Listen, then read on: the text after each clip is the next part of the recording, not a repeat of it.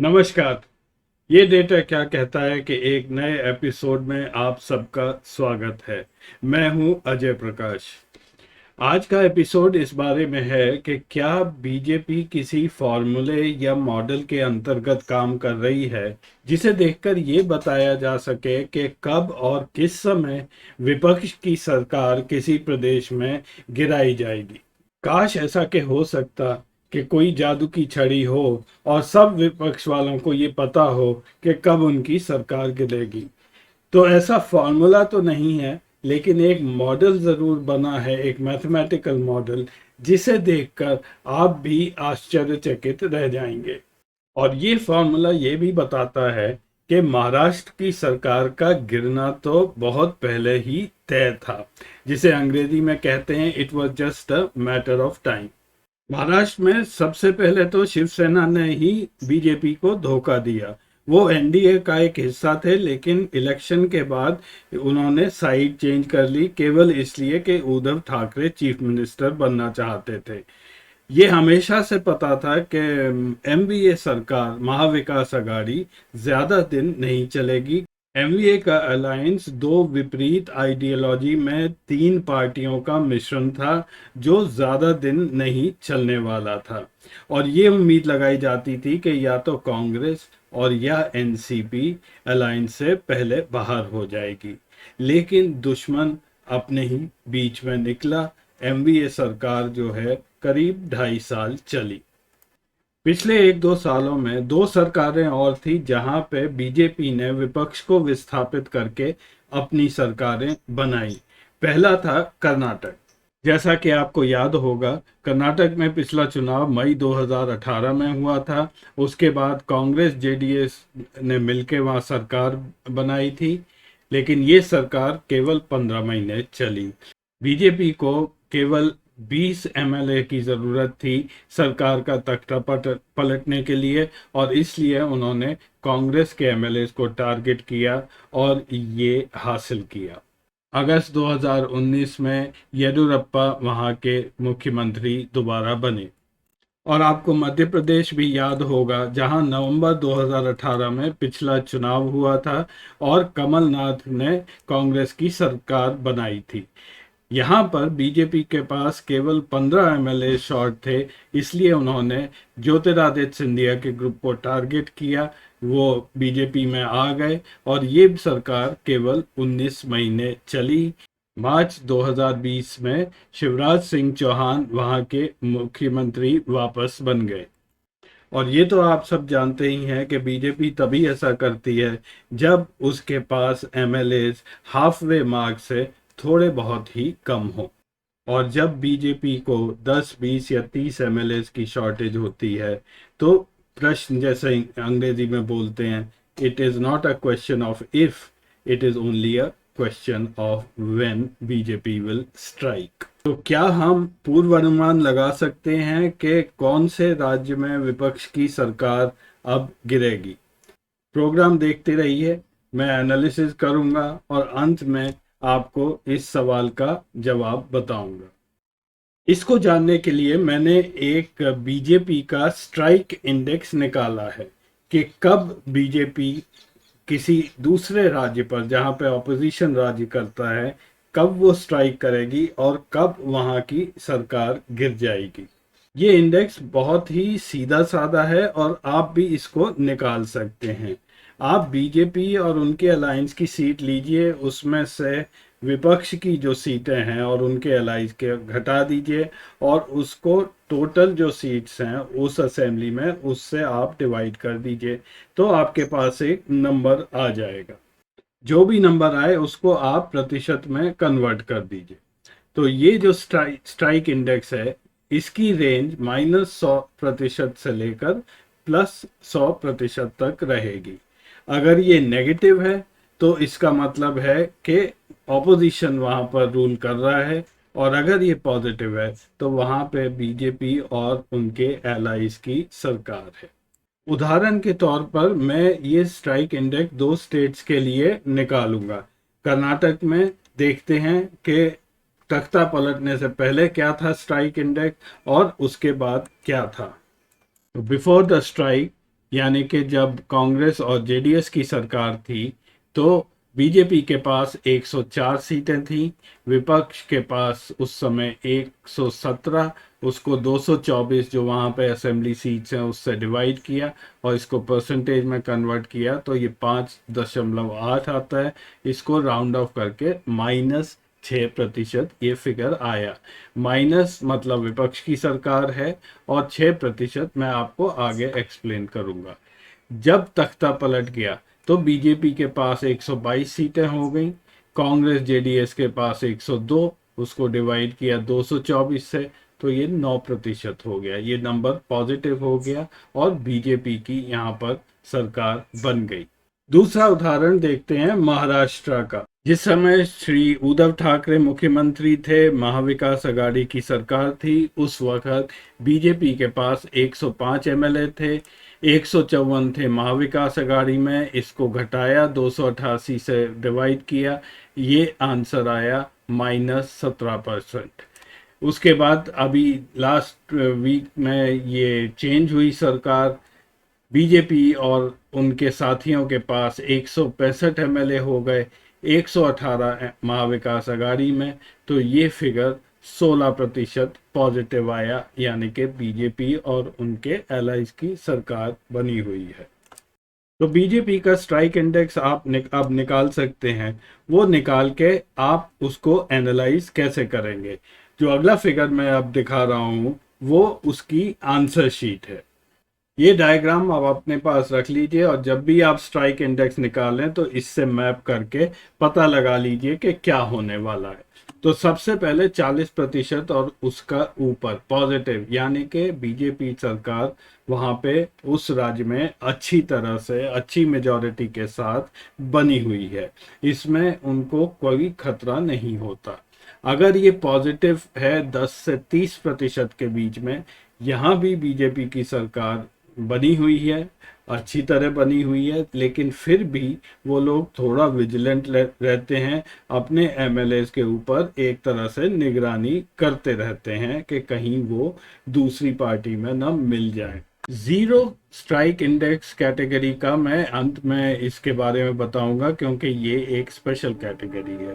अब चलिए चलते हैं नेगेटिव। नेगेटिव यानी कि बीजेपी का विपक्ष उस राज्य में पावर में है, तो अगर ये वैल्यू स्ट्राइक इंडेक्स की -10 से -30% के बीच आती है तो बीजेपी वहां पे बहुत बुरी तरह स्ट्राइक करने की तैयारी में लग जाती है और इसको मैं बोलता हूं दी स्ट्राइक जोन, जो कि 0 से -30% के बीच में है।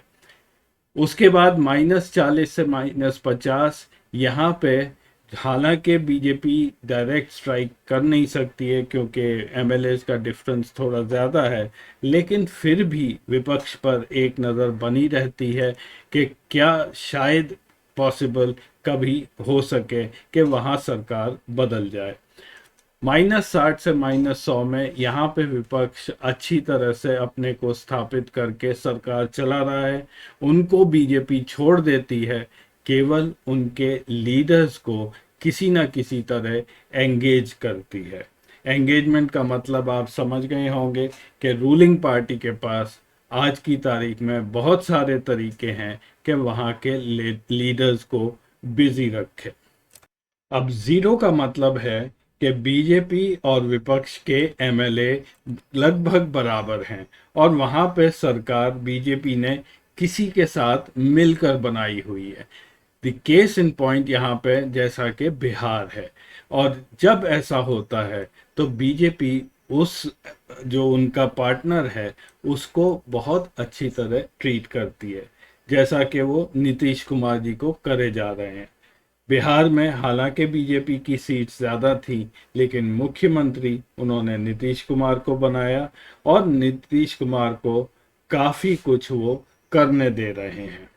इस एनालिसिस के लिए मैंने देश के 18 मुख्य राज्य चुने हैं और उनका स्ट्राइक इंडेक्स निकाला है। उसका रिजल्ट अब मैं ये इस स्ट्राइक इंडेक्स बार पर मैप करके मैं दिखाता हूँ। तो दाईं ओर से चलें तो सबसे पहले +40% के ऊपर वाले राज्य हैं, जिसमें उत्तर प्रदेश और हिमाचल प्रदेश आता है, जहां पे बीजेपी की सरकारें अच्छी तरह से स्थापित हैं, अच्छी मेजॉरिटी के साथ। उसके बाद येलो एरिया है 10% से 30% तक। यहाँ पर 4 सरकारें आती हैं, हरियाणा, आसाम, गुजरात और बिहार। असम में अभी चुनाव हो चुके हैं। आने वाले समय में हरियाणा, गुजरात और बिहार में चुनाव होंगे, इसलिए बीजेपी यहाँ पर अब काफ़ी विजिलेंट बनी हुई है। ग्रीन जो एरिया है, जो जिसको मैं स्ट्राइक रीजन बोलता हूँ, उसमें मध्य प्रदेश, कर्नाटक, महाराष्ट्र और राजस्थान है। इसमें से 3 जगह सरकारें बदल चुकी हैं। राजस्थान अभी इस लिस्ट में बना हुआ है। पर्पल एरिया जो है वो है 40 -40 से -50% के बीच में। इसमें तमिलनाडु और वेस्ट बंगाल हैं। और जो रेड एरियाज हैं, जहाँ पे विपक्ष की सरकारें अच्छी तरह से स्थापित हैं, अच्छी मेजॉरिटी के साथ, वो है उड़ीसा, केरला, आंध्र प्रदेश, पंजाब, दिल्ली और तेलंगाना। अब मैं इसी डेटा को आपको ग्राफ के तौर पर दिखाऊंगा, जिससे आपको ये समझ आ जाएगा कि कौन सा राज्य किधर है और कैसे ये प्रिडिक्ट किया जाता है कि आने वाले समय में किस राज्य का तख्ता पलट सकता है। डेटा मैंने लिया है जब भी उस स्टेट में, प्रदेश में चुनाव हुआ है और जो नतीजे आए हैं, उनको मैंने लेके पहला ग्राफ बनाया है। ये बीजेपी के स्ट्राइक इंडेक्स का प्लॉट है। सबसे पहली चीज कि बीजेपी और एलाइज 6 राज्यों में पावर में आए थे इमीडिएटली इलेक्शन के बाद, और 12 राज्यों में विपक्षी दल और उनके एलाइज पावर में आए थे। बीजेपी के पास 1078 एमएलए थे, एलाइज मिला के 1374 हुए, जो कि टोटल एमएलए का 41% है। यानी कि 60% एमएलए विपक्षी दलों में थे। दूसरी एक अहम बात है कि बीजेपी अपने बलबूते पर केवल 3 राज्यों में ही उसके पास मेजॉरिटी आई थी। वो थे यूपी, हिमाचल और गुजरात। तो ये बीच की जीरो लाइन है, जिसके राइट हैंड साइड पे ये नेगेटिव इंडेक्सेस हैं। वो राज्य हैं मध्य प्रदेश, कर्नाटक, महाराष्ट्र, ये लिस्ट लेकर तेलंगाना तक, जो सबसे स्ट्रॉन्ग राज्य अभी विपक्ष में गिना जा रहा है। और लेफ्ट हैंड साइड पर ये बीजेपी और एलआई शासित प्रदेश हैं, बिहार, गुजरात, आसाम, हरियाणा, हिमाचल और उत्तर प्रदेश। बीजेपी के हिसाब से उत्तर प्रदेश उनका सबसे स्ट्रॉन्ग राज्य है। जैसा कि मैंने आपको अभी बताया कि स्ट्राइक इंडेक्स अगर 0 से -30% के बीच होगा, तो वो बीजेपी के स्ट्राइक जोन में वो राज्य आ जाएगा। तो इस पे अगर मैं वो स्ट्राइक जोन सुपर इम्पोज करूँ, तो वो राज्य आ जाते हैं मध्य प्रदेश, कर्नाटक, महाराष्ट्र और राजस्थान। ये डेटा हमारे पास चुनावों के इमीडिएटली बाद से था, लेकिन हम लोगों ने इस पर ध्यान नहीं दिया था। अब चलते हैं आखिरी ग्राफ पर, जो कि मैंने स्ट्राइक इंडेक्स निकाला है एज ऑन जुलाई 2022। यानी कि कई राज्यों में सरकारें बदल गईं, कहीं पे उपचुनाव हुए, कहीं पे क्रॉसओवर्स हुए, वो सब मिला के आज देखते हैं कि इस ग्राफ में क्या तब्दीली आई है। तो सबसे पहली चीज़ तो ये है कि स्ट्राइक जोन में अब केवल एक ही राज्य रह गया है, जो है राजस्थान। बीजेपी और उसके एलाइज अब 9 राज्यों में पावर में है, और 9 राज्यों में ही ऑपोजिशन वाले पावर में है। जो स्ट्राइक जोन के नज़दीकी ऑपोजिशन के राज्य हैं, वो हैं तमिलनाडु और वेस्ट बंगाल। हालांकि ये 30% -30 से कम है, लेकिन फिर भी ये क्लोज हैं, तो इन पर नज़र ज़रूर रखी जाएगी। अब आप सोच रहे होंगे कि मैंने स्ट्राइक जोन 0 से -30% क्यों रखा है, क्यों नहीं +-30% रखा है। वो इसलिए है कि विपक्ष के पास अभी वो मजबूती नहीं है कि वो बीजेपी के एमएलएज को अपनी तरफ खींच ले। ये पॉसिबिलिटी ज़रूर है, लेकिन फिलहाल ये बहुत मुश्किल है। तो मैंने शुरू में पूछा था कि अगला राज्य कौन सा है जहां पे तख्ता पलट सकता है, तो वो है राजस्थान। राजस्थान का स्ट्राइक इंडेक्स है -26%। 30 एमएलए शॉर्ट है बीजेपी को वहां पे सरकार बनाने के लिए। सचिन पायलट ने कई बार बोल चुके हैं कि उनके पास 30 एमएलए का सपोर्ट है। अभी नवंबर में ही 5 पायलट लॉयलिस्ट को सरकार में रखा गया है, सरकार को टूटने से बचाने के लिए। तो गहलोत जी के लिए अभी खेल खत्म नहीं हुआ है। यहाँ इलेक्शन 2018 में हुए थे, अगला इलेक्शन अभी 2023 में होना है, जो अभी पौने 2 साल दूर है। तो क्या हम स्ट्राइक इंडेक्स को देखकर ये बता सकते हैं कि कब किस सरकार पर प्रेशर आने लगेगा और शायद वो गिर जाए? महाराष्ट्र -17 था स्ट्राइक इंडेक्स और ये 30 महीने में गिरी थी। कर्नाटका स्ट्राइक इंडेक्स -6 था, ये 15 महीने में गिरी थी। और मध्य प्रदेश स्ट्राइक इंडेक्स -4% था, ये 19 महीने में गिरी थी। और राजस्थान का स्ट्राइक इंडेक्स -21 है। तो अगर इसी को एक्स्ट्रापोलेट किया जाए तो ये करीब 40 महीने बाद इस सरकार पर प्रेशर बन सकता है, जिसका ये मतलब है कि आने वाले कुछ महीने गहलोत सरकार के लिए मुश्किल साबित हो सकते हैं। और जैसा मैं हमेशा बोलता आया हूँ, राजनीति कोई गणित का खेल नहीं है, कोई स्टैटिस्टिक्स का खेल नहीं है। वो खेल अपने में बिल्कुल ही अलग है। और चलते चलते लास्ट स्लाइड एक मैं तेलंगाना के बारे में जिक्र करना चाहता हूँ। हैदराबाद में पिछले 2 दिन से बीजेपी का सम्मेलन चल रहा है। उनकी नेशनल एग्जीक्यूटिव यहाँ पर आई हुई है। केसीआर ने कुछ गर्मा गर्म भाषण दिए हैं और उन सब का जवाब स्मृति ईरानी दे चुकी हैं। बीजेपी वाले ये खबर उड़ा रहे हैं कि यहाँ की जनता अब ये टीआरएस को ये बदलना चाह रही है। तो एक बार स्ट्राइक इंडेक्स देख लें तेलंगाना का कहाँ है।